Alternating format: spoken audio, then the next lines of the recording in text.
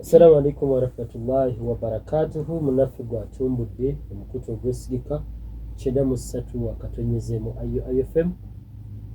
Tukyayongera okubeera nga tukujjukiza nti twabadde tukusuubiza ssaawa 2 ng'amawulire g'Olumasaba gawedde tujja kubeera ne bannaffe aba NSSF kitongole w'ekittavu ekitereka ensimbi y'oyo akolera mu bitongole by'obwannannyini private sector. Era baatuuse dda olwakadde nti tulina katini tugenda kutuukira ku nsonga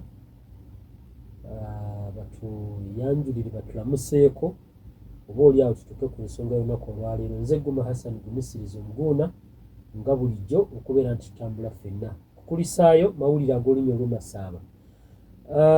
Ndowooza ladies first. Ladies first. Tusaba olamuse ku muwuliriza wa IFM. Mwasize mutya abasewo ne bannyabo, amannya gange bampita Fatuma Ganisha, nkola n'ekitongole kya NSSF. Ndi musanyufu okubeera wano era tugenda kuba nga tweyongera okuba nga tu-interactinga ffenna, tweyanziza okutuyita wano. Okay, tukwaniriza ku empoyo za IFM. Okay. Assalamu alaikum wa rahmatullahi wa barakatuh. Wa alaikum salam wa rahmatullahi wa barakatuh. Abdallah Selman Egonu is my name. I'm employee of National Social Security Fund, Mbale branch. We are very happy to be here and we are ready to share with you the product that we have come to share with you today.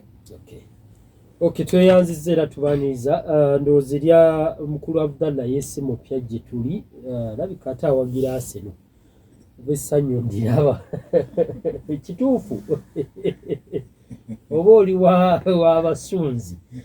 Okay, olunaku olwaleero tulina ensonga enkulu, actually ziri bbiri enkulu zetwagala okubeera nga ate twanja gwe eri omuwuliriza wa IFM.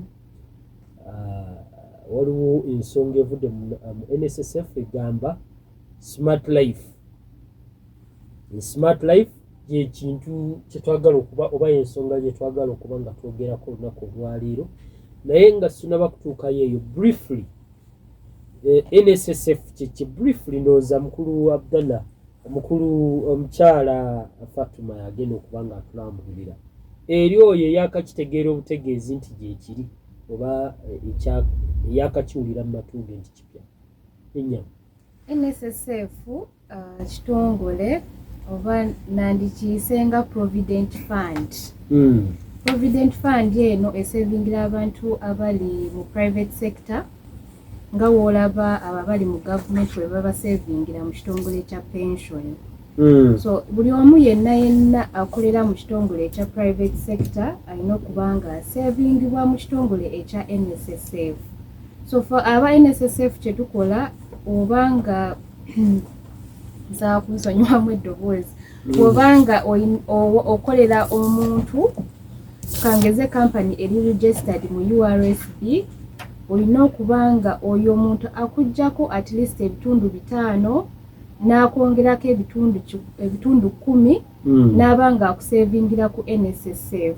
So fe NSSF kyetukola tureceiving ezo sente ne tuba nga tuzikusevingira n'oba nga ofunako n'amagoba paka wootuusa retirement n'oba nga ofuna sente ezo. Ideally NSSF tusevingira abantu for their retirement benefits. Okay, wamanya kuganika Lumasaba?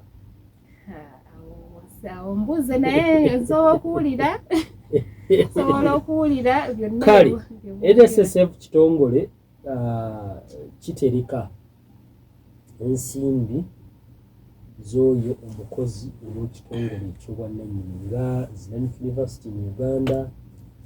Kitongole kya bwannannyini, it is a private sector, a private company oba private organization. Bali mu gavumenti bo batereka ne bakola pension n'ebyabwe ebyo. Ffe tuli mu NSSF. So nga tumaze okutegeera NSSF omugaso gwakola n'omulimu gwakola, ndoza tugende ddala ku Smart Life olw'obufunda lw'obudde. Mukulu Abdallah, twogereko ku smart life oba ajati yatandika ajati asobola atandika shekat actually oba yagenze maka juzi twogereko ku smart life kiki kyekitegeeza kyeki kikola mulimu ki ebyo byonna twagala okuba nga tulina. Okay. Smart life product gye twaka oba ngina kumixinga mukono oluzungu tewali buzibu your product that we have just introduced kubanga saawa zino tulina ba members abamu abatali mu bitongole bya nannyini like abekolera business zaabwe naye nga baagala okuba nga basavinga ne NSSF. So twafuna ezo complaints ne tubeera nga tuweebwa olukusa okuba nga introducinga zino products okusinziira ku mateeka twasobola okuba nga tujja ne smart life right now. Okay. Smart life, it is voluntary. Mwenakiyise okuba nga weeyagalira okweteekerayo ssente voluntarily. Cause tulina kyabwewaze. Okay. Kati tulina ebintu bibiri. Waliyo mandatory eya mukamawo yabeera akuteerako buli mwezi. Kyo kiri kyatteeka alina okuteerako. Naye voluntary nga ggwe omuntu wandiyagadde okuba ng'osevinga, wandiyagadde olina dreams. Okutereka kasenteko. Olina kati targets ezimu like 2 years targets maybe oyagala kuddayo ku ssomero. Oyagala ku maybe gula ettaka mu myaka ng'ebiri wano smart life wejjira. Okay. Kati kye tukola ogulawo account oba nga tolina already account with us naye nga oba olina account already ojja ne tukuregisteringa oba ogenda ku website yaffe n'ologinga mu account yo n'oba nga oregisteringa ku smart life. Smart life ekola etya? Tulina minimum balance ya 5,000 bwebanga oregisterinze osobola okuteekako 5,000 as low as 5,000. Otandikira ku 5,000. Otandikira ku 5,000. So bw'oba ng'osevinga gwasalawo ddi osevinga. Oyinza ogamba ngenda sevinga every day 5,000 nakyo kiri possible. Oba oyinza ogamba ogenda sevinga every month 5,000 oba 10,000 kisinziira ku kwezi oyagala okusevinga. Okay, nga sinawo kugenda kutandika kusevinga. Biki ebineetaagisa okubeera nga neewandiisa? Weewandiisa. First of all, kyensoose okwogera olina okuba nga oli already member wa NSSF. Meaning oba olina already account naffe oba already oqualifyinga for smart life. Naye oba nga toli member ekyetaagisa ndagamuntu n'ennamba ye y'essimu ne tukuregisteringa ne tukuwa account eya NSSF. Bwe tumala okuwa account ng'ojoininga smart life nga nawe weeyungako ogwo omukutu gwa smart life sebo. Okay. Okay, kati awo tutegeddewo kiki kineetaagisa akasente 5,000 okudda waggulu, national ID ne namba y'essimu. Gwe atali registered oba atali na NSSF. Maze okwewandiisa esente zino otandika kuziteekayo nti? Okay, w'omala okwewandiisa kwezi twakola eno system ng'eri convenient ku buli omu. In that osobola okusasula wonna w'oli ng'okozesa essimu yo. Okay. So bw'oba nga omaze okwewandiisa ojja tuwa details eza bank yo, then tujja kuba nga osobola okunyiga *254# oba ng'okozesa essimu yo ssebo. Tokyetaagisa na kunyiga eyo code kasi oba ng'oliko eyo platform ojja clicking on payment ejja kuleeta mobile money details zo. So osobola kukozesa mobile money, osobola kukozesa Airtel, MTN or Visa, osobola kukozesa ne Stanbic Bank. Osobola genda mu Stanbic no depositinga sente ne zigenda direct ku smart life account yo sebo. Ndaba kati ate ebintu biwanvule. Actually ndaba ebibuuzo byeyongedde zeeyongedde. Oyogedde kubanze ensonga gye mbadde nzirako. Kyanjawulo ki okusevinga nga nkozesa smart life system mu NSSF ne bank? Tulina interest. Interest yaffe kyemanyi saawa zino wogigalaganya ne bank zonna. I think we are so far the best mu katale. So interest gye tukuwa tugikuwa every month. Abasiraamu oyogera ku interest awo banga abagambye abamu beesamba n'ensente za PDM naye babakkiriza. Kyolina okumanya eno interest ffe nga NSSF tulina ebintu bye tu investingamu. Okitegedde we tufuna ssente zo tezituulaawo tuzitwala ne tulina bonds. Government ejja neyewola through bonds. Tukola investments in real estate. Tulina investments ez'enjawulo. Muteeka ssente zikola amagoba. So tugezaako kubanga tulimitinga such that ezo investments zizaala buli mwezi. So amagoba gagazze tugakola ki tugabanyaamu abo abantu ababa basevinze naffe ba members ne bafuna interest buli mwezi. So sente zo ziba zikula buli mwezi. So bw'oteekayo 50,000 oba omutwalo gwange omwezi guno oba olunaku nsuubira nti zigenda kwekubisaamu oba zigenda kweyongerako pasenti. Kale okujjako ng'olina ekirala kyewandiitaaze okuba ng'oyongerako. Ndaba mukulu Abdallah alina by'ayagala okwongerako. Maybe kyensobola okwongerako nti smart life ya buli omu. Kasooba ng'olina national ID myaka 16 kudda waggulu. Kasooba olina national ID oba ninamba nga noba nga tulina national ID ng'olina NIN. Osookozesa ninamba ne tukuregisteringa. Noba nga weeyunga ku guno omukutu cause kyemanyi okusavinga for anything buli omu yenna alina okusavinga okuba ng'oreachinga goals zo. Emyaka gyo tekuliiko kuba waliwo abaana abasavinga ssente zaabwe. Simanyi oba ekyemyaka nange atalina national ID nkolebwa ntya. Kati oba tolina national ID bwe tujja kubanga tukusaba ogende ku NIRA weregistering kubanga ennaku zino ebintu byonna ebikolebwa mu Uganda byetaagisa ID. Byonna byetolerako ID. Kale tweyanzige mukyala Fatuma. Katudde wa mukulu Abdallah naye ayongera okuba nga atuteera ekitangaala ku nsonga ya smart life mu NSSF. Yes, sir. Thank you very much, Presenter Hassan. I want first of all to go back on that issue where you were saying Muslims, when you talk of interest, you touch their heart and the rest.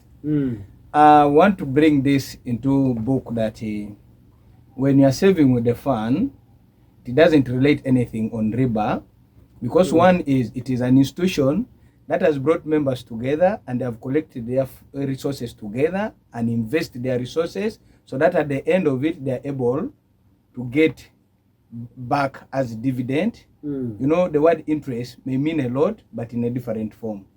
So when it goes to smart life issue, you find that here a member is saving individually, and this money accrues interest, or it increases every month, and is at the end of the year, the person gets the interest on it, or the money increases on it. So this time round, it is not the person saving to pay interest.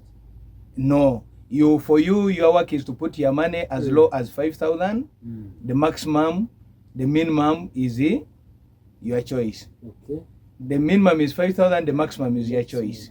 So when you put every month, this money will be computing every month and compounded at the end of the financial year. So we encourage that this money has to stay there for 12 months. Then after 12 months, you are able to take a choice, either withdraw it or continue saving after interest has been compounded. So clearly to my Muslim brothers is that we call it interest, but it's like business being brought, money being collected together to invest into a business that we share profits or dividends at the end of the year. Okay. And then the other one is you're asking what is the difference between this with the bank. In fact, members, this is a very good product. As my colleague Fatuma said earlier, we in the act that is Cap 230, it allows the fund to provide some new products. So it's a good product whereby we had voluntary saving. Voluntary saving had conditions. maybe it was also related to others you save. If you are not yet 50, you are not 55, you are not on permanent and pensionable, so you couldn't qualify for the voluntary savings. But with the Smart Life, as long as you have saved for 1 year, and you are able to withdraw and use the money as per the set purpose, the way you hoped to save. Then the other one is, the difference here is every month it accrues interest. For you, the bank does not do that. But here you get interest every month, which will be compounded at the end of the financial year, as fully also stated by my colleague Fatuma, that it's a better interest or a better earning compared to the bank. And then the other one here is you are able to save at any time. So that is what I could add. At any time. At any time. Either you wake up in the night and you think you need to drop there 5,000, you are able to do it until be received. Okay, we talk about the interest rate that we share. Kuba utwali omuliza kati nkutemera twaliko wano ne banafu okuva mu microfinance support center nga batusomesa engeri gye tuyinza okukola mu Islamic financing. Oteekayo ssente ne zigenda ne zikola amagoba agavuddemu mugagabana. Guwazi ogenda okukola naawe yaziwaayo naye nga capital akomyewo. Is that it? You save your money, zo ne zigenda ne zikola, bwe zikomawo n'amagoba mugagabana. I think eyo siriba. And exactly with this, with NSSF, it is also one of the issues. That's why you say, if you have saved, say, 1 million as your closing balance of the previous financial year, and interest, for instance, is declared 10%, we share that part of the interest in terms of percentage, depending on your saving. The higher the saving, the more the interest. And also, Guma, I forgot to say one thing, is that for us, we are anticipating that with this Smart Life, at every financial year, you may find that the interest will be between maybe 12.37% to almost 12.68%. So around that. So the interest will be fluctuating within that area. And the beauty about Smart Life is that we are also coming into a product whereby you are going to pay, when you pay your bills, like umeme, you go to your phone, you are paying 100,000. In the app, when you pay, the charges, if you put in your 5,000 as you are saving, all the other monies that you're supposed to be charged on mobile will go as you are saving to NSSF. Yes. And then even this, in fact, all transactions that you'll be doing on mobile, a bit pay water, buy airtime, pay umeme, so all those products, all the charges that you're meant to charge will be part of your saving to the fund if you register for the Smart Life product. Okay. Okay, tweyanziza nnyo tweyanzige. Kiba kitegeeza nti obulamu bujja kweyagala bwonna aba owekutte ku bannaffe aba NSSF mu nsonga eno eya Smart Life, okuggyako nga waliyo ensonga endala nze sigaza eddakiika 2 okwera essaawa 3 ez'okumakya g'olunaku olwaleero. Kakati twogerako ku ddi lwe mba njagadde okuggyayo ssente zino. In case I want to withdraw, probably I've been saving for a plot of land for 2 years. I get an emergency, like an accident, disease that needs money. Particularly on Smart Life, is that we only encourage members that you save for 12 months. The moment you have finished to save for 12 months, meaning that that's already a year, and your money will be compounded as per the interest that we have tried to bring across, that we have read to you, around between 12 to 12.68%. So the moment the money is there for 1 year, you are at your own obligation to say that you transact and fulfill and the desire that you saved before. So that is all what we encourage. So in case of an emergency, either you have saved for 1 year, 2 years, 3 years, you're able to come and pick this money. Then Yes. maybe we kinasa also gamba like twakikola nga kiri convenient that you can use your phone obanga oli already mu account yo, because when you're registering tukusaba bank details, so obanga otusize ekiseera ekyokugyayo sente, you just transfer money using your phone through your SmartLife account. So you don't need to even come to the offices. Internet kati ndowooza is taking over. Kale okujjako nga waliwo ensonga endala nze ebyange bimpeddeko anti SmartLife era mugenda kundabira awo nga nziza okubeera nga neewandiisa noonyeeyo ez'ente zange nga 5 nzisaving eyo mu NSSF. Weewaawo mbadde mpisaayisa mu bimu ku byetutunuulidde mu balina okwewandiisa. Ndabyemu refugees in Uganda with valid identity cards, members who wish to remit a voluntary contribution over and above their standard contribution is number ezebbiri ezo ezisembayo. Okay, maybe kansoke nekino ekisembayo over and above your standard contributions. Kitegeeza mbu kangize IUI yekuterayo sente buli mwezi naye ng'owulira zo sente entono wandiyagadde okubanga oyongerako ku ezo sente. Yes, so okuyingira mu SmartLife n'obanga oyongezaako ku sente eziriyo such that you be earning more dividends okusinziira ku sente z'oba olinayo. Then refugees in Uganda with valid identification, tutegeeza mbu buli refugee yenna aba alina okuba nga alina ekimukwatako like ID. So bagenda ku immigration, is it kitongole ekyo ekikwasaganya aba refugee internal affairs.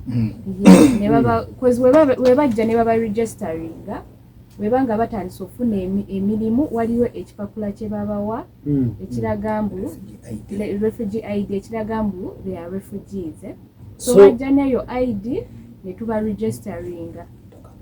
Kino kitegeeza nti NSSF si ya Munnayuganda yekka. Yes, sebo. Kweziko nabo waliyo number 2 wano non-nationals living and working in Uganda with a valid passport. Meaning no yatali Munnayuganda naye nga kangeze muyindi oba nga waggwanga ddala waliyo Abannakenya abali wano kasita baba balina passports zaabwe tusobola ba registeringa oba nga bayita mu mateeka amatuufu okubanga bakola mu Uganda tusobola okubanga tuba registeringa. Okay, tweyanziza okujjako nga waliwo ensonga endala gye tuleseeyo twagadde tusaba gw'omuwuliriza wa IUFM obeeko ne kyobuuza kyowabula kyewetaaga okumanya ku nsonga ya SmartLife. SmartLife batugambye ntuteekayo ssente ezitakka wansi wa 15,000 nga zo zaakutereka okutandika okuzijjayo. Actually ebibuuzo byensuubira omuwuliza byayinza okubuuza nti bweteekayo ssente zange nga nzaagadde mu myezi 2 nsobola zijjayo, batugambye kisoboka mwaka mulamba oba myezi 12 awo otandika okubeera ng'ojjayo ssente. Kakati ate emyaka okutandikira ani alina okusevinga nga age bracket okudda waggulu. Tekiriiko limiti eri nti oba myaka 5 nedda cause tulina abantu aba retiringa naye nga bandiyagadde okukomyawo sente cause okusinziira ku mateeka okusinziira ku NSSF Act wotuusa emyaka 55 tuba tukonsideringa okuba nga retirinze naye oyo omuntu naye asobola okukomyawo sente cause abasinga obungi tubasindikira ne messages okujjayo sente zaabwe. So wabanga tayagala sente ziteeka walala asobola ziteeka mu SmartLife nabanga yeeyongera okusevinga. Okay, SmartLife tumutadde ku mabbali. Bw'obanga gy'oli twagala tulina ensonga 2 eya SmartLife then n'olukuŋŋaana olugenda okubeerawo okwosa olunaku lw'enkya, right? Alujja kubeeraawo ku resort naye tugenda kubeera nga nekyogerako. Kati bw'obanga gy'oli ng'olina ensonga gye waneetaze okubeera ng'omanya ku SmartLife ita ku noti 751 931 931 ne noti 773 997 20 99 kuba naffe aba NSSF betulina kati twogerako ku lukungaana olugenda okubeerawo ku Lwokutaano. Thank you very much, Hassan.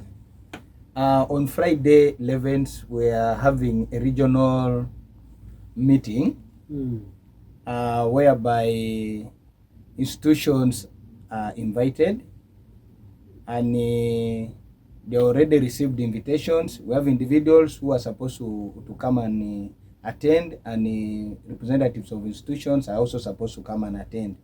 But purposely is that it is one of our mandate to say that we get to our members, be accountable to them, and also we committed to be transparent to them. Okay. And majorly it will be also a day where we shall have our heads of department, maybe the managing director and the team, where we hope the invited members will participate and interact with them. And we shall also be receiving questions and maybe giving answers in regards to the concerns that they would be having. And this also by having the heads of departments, so there will be opportunity for the invited guests to interact with them. So majorly it is an activity that always happens every year as per the region. So Eastern region, we have the coverage from Jinja, Mbale, Tororo, Soroti, and Moroto. So this time it is Mbale that is hosting the region, a regional meeting, and those are the activities that are going to take place. So we encourage members who received the invitations, please, we expect you to turn in big numbers as per the invitations, and would encourage you to attend so that we don't miss out what the fund has organized for you. Okay. Thank you. Okay, tweyanziza olukungaana si ongicha.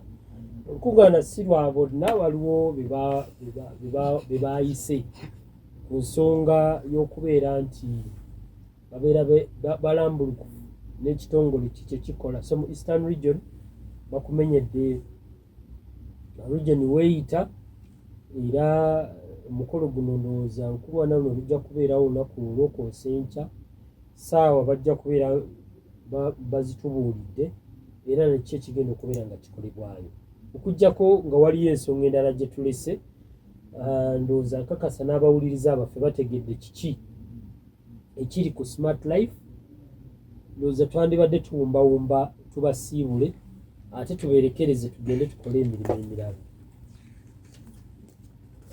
Bawuliriza ku noti 751 931 931 ne noti 773 997 20 99 kuba oyita okubuuzeeko, otuwabuleko, otubuulire ensonga gye wandeetaze okubeera ng'omanya ku Smart Life. Okay. Sore. Hello, assalamu alaikum wa rahmatullahi wa barakatuh. Wa alaikum salam wa rahmatullahi wa barakatuh. Omuguna. Sebo. Webale kutanza bagenyi abo. Kale sebo naye yebale kuwuliriza. Wakati abagenyi abo ekitongole kya kirungi olw'okuba namalako naye ebbanga lya myaka nga 10 era nga nkolagana nakyo nga kampuni nalikolako era nempate basasira nalitaga kutereka bampa ku kitongole naye kujjako balina ekiri kimu kebalondoola kampani zikozesa abantu oliddewo kampani ekitongole kibadekikibwa bulungi abantu basasira bulungi abangi nabo batutereka kubatekera nga batwala tebakafuwa oba olweki kamete ekitongole ekyabasiira baita kyobukeni bayingira mu kampani ekiga nezibasasula sente z'abakozi basala abakozi bagenda kubatekereza abakozi bagenda okusiba ku sente ku akawunti kateriwa disente waliwo kampuni bano baita jobukonekti lekakati bali basala abakozi omusaala za NSSF bano bagenda okubira bamaze kubya emyaka egigera ng'egiesa babakola nga teziriyo sente akati nekyala mukazi wange gatya okubuuza omwami agambye n'agamba nti olwokuba nze nali ntereka ne NSSF naye nenkwa mu kampani akati tekimanyi akawunti yange esobola okuba nti nkyagenda ogenda naye mu maaso. Okay, tujja kuddamu. Waalaikum salaam warahmatullahi wabarakatuh. Dumba Shafu tukweyanziza. Ndowooza eka yabadde n'ensonga ate ensonga ziri bbiri. Tugambe noti 7551931931 ne noti 7737972099. Bw'obanga gy'oliko oba oyita. Alo. Alaikum salaam warahmatullahi wabarakatuh. SmartLife product evudde mu NSSF.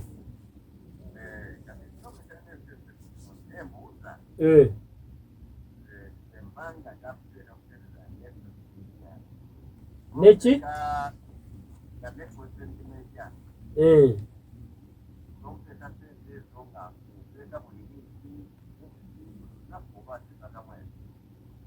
Okay, naye situgeredde amannya go. Isa kale sebo tweyanziza ye tweyanzige Isa Kisuule I think erinnya bwekyo bweriri. Okay, dakiika esigaddeyo 8 okwera essaawa 3. Ndowooza tuddemu abo wanaabanga waliyo omulala nga naye tumufuna inshallah. Kale Dumba Shafu abuuzizza alina concern nti temulondoola bakozesa baabano abalina okubasasulira esente ezo 10% ne 5% ezisalibwako, and then bw'abanga akyuse katugambe ng'avudde ku IU nga zze mu kitongole kirala eky'obwannannyini akawunti ye IU kwebadde esasulira esigala ye kwebasasulira oba ekyuka. Oyo Dumba Shafu. Isa Kisuule yagamba oba abuuzizza nti nzi eyeekozesa kati ng'ali mu katale nsobola okujja n'enteekayo sente neeterekera kasente. Izo concerns ndowooza 3 mu bantu babiri. Thank you very much. I'm responding to Dumba's issue. One is NSSF is mandated to register the employer, register the employees, and collect the monies and invest, and which members will get in turn of interest. So what we always do is that there are those institutions that come voluntarily to register their institutions and register the employees. But there are those ones that we always follow, and we are now integrated in a way that we are linked with URA and we are able to register such institutions. Then in terms of following the 10% and the 5% deduction from members, we have always been doing that because we have officers attached by each employer. So each officer who is attached by each employer finds that they make a follow-up and they are able to collect this money, and the money is saved for the member. However, there's a challenge at times with our members where willingly somebody will tell you, I'm not ready to save. Then when we ask, maybe the employer asks, give us the national ID so that we get an NSF number for you, they do not. That's why we always get challenges. But I want to assure the person who asked the question that we have always done to our highest peak to see to it that the members' money is collected and invested and saved. Okay. Maybe to add on, kuongeza kuchayogedde, right now tuli integrated with URSB and URA. So kitwangwire ennaku zino okunoonya employer atapayinga tasasula NSSF. Because previously kyali tekisoboka because systems ezo tezaali wamu. Naye kati n'ogenda no registering mu URSB saawa zino bagenda tusindikira notification n'ogenda yeewandisiza n'ogenda kati mu URA n'ofayiringa tujja kumanya mbu wafayirinze ne NSSF tunaaba ku reportingayo era tujja kusindikira messages tukugambe sebo we reporting ku NSSF ojje otandika okusasulira abantu bo. Okay. ekya account esigala yeemu bwe mba nkyusiza ekitongole nenva mu kiro nenzira mu kiri. Yes sebo, account esigala emu tokyusa account because saawa zino wo registeringa ne national ID system yaffe tesobola kuduplicatinga ne ku account endala. You can only register once. Okay. Yes. Ate nze akola nga neekozesa nsobola okujja ne ntereka ku kasente kange mu Yes sebo. Yes sebo. Era SmartLife twagireetera abo abeekozesa. Yes, so sakira tunammwe musobola okuba nga mutapingako mu interest gye tugaba. So oba nga weekozesa kituufu osobola okujja ku NSSF n'oba ng'osevinga gwasalawo diro osevinga sebo. So osevinga weekly oba buli wiiki oba mwezi kiri ku ggwe era tetujja kujja tukudimandingi tukugambe jangu osasule nedda sebo. Okay. Kale ndowooza obako obusembayo mu dakiika 3 Madam Fatuma then tudde wa mukulu wa ddala. Yes sebo, tweyanziza nnyo okubeera nga mutusobosezza okujja wano ne twogeramuko nammwe era tusaba bannange bannayuganda bonna n'abasiraamu bonna okuba nga mujja mutweyungeko nga NSSF musobole okuba nga musevinga naffe n'abo bonna ba employers abatanaba kuba nga basasulira employees baabwe nabo bawulirize guno omulanga babeere nga bajja ne bereportinga era naawe gwe bakozesa bwe banga tebakuteerayo jangu oreporting oyo employer tujja mutuukako abeere nga akusevingira sente zo eza retirement kozi zino sente ozeetaaga sibo nenyabo neyanziza. Assalamu alaikum. Yes, mukulu wa ddala. Thank you very much, our dear listeners. Today is an acknowledgement that by receiving only 2 questions, it seems members have understood today's product. Wakyali abalala naye akadde. Okay. I would only say that because of time, I would ask members who still need to ask more questions and understand about SmartLife Flexi and more about NSSF. Please visit our website. You can also go to, for those ones who can be able to download the app, there's what we call NSSF Go app. For those ones who cannot, they can also call our toll-free line on 0800 286 773. I repeat it, 0800 286 773. And we shall be able to address your issues and help you where it's necessary. There is another concern in seconds. Yes. Am I free to come and check on my account to see what I have on it? Members, you are very free. The office is open. But on the platform that I've also given you, if you download the app, you'll be able to juggle and still check everything of yours. So atademu data wa 12 asingo yatademu 15 kuja paka mu office. But the office is open and we are there to serve you. Okay. And our services are free of charge. Okay, tweyanziza nnyo tweyanziige. Bakubiriza nga nange bwe neekubiriza tugende twewandiise ku SmartLife mu NSSF tusobole okubeera nga twefunira ku magoba tugayita interest olowooza oyo abali bakunnyonnyodde ba kyeki nabbo ki kye bakola. Tweyanziza nnyo tweyanziige. Nze Guma Hassan Misiriza Omuguna mbagaliza olunaku olulungi. Programu ekyagenda ddala mu maaso ow'amawulire mulimi